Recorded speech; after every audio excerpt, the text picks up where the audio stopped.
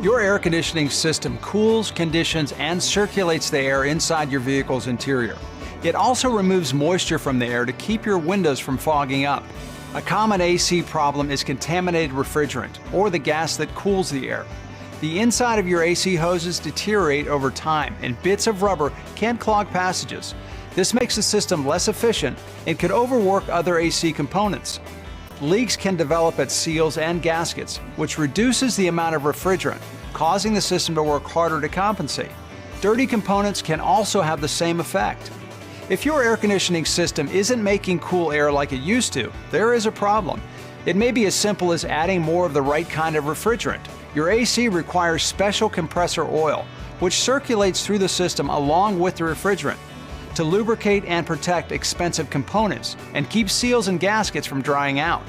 If refrigerant is leaked out, so has the compressor oil. This oil needs to be replenished whenever refrigerant is added. Most vehicle manufacturers recommend an interval for an air conditioning system inspection. The inspection uncovers leaks, worn hoses, and evaluates the condition of the other system components. Environmental laws in some areas require leaks to be repaired before refrigerant can be added. Also, some parts need to be replaced at the same time in order to maintain their warranty, because a new part can still be damaged by an old part that works with it. Your service center is fully equipped to inspect your AC system, diagnose any problems, and take the necessary steps to restore your flow of cool air.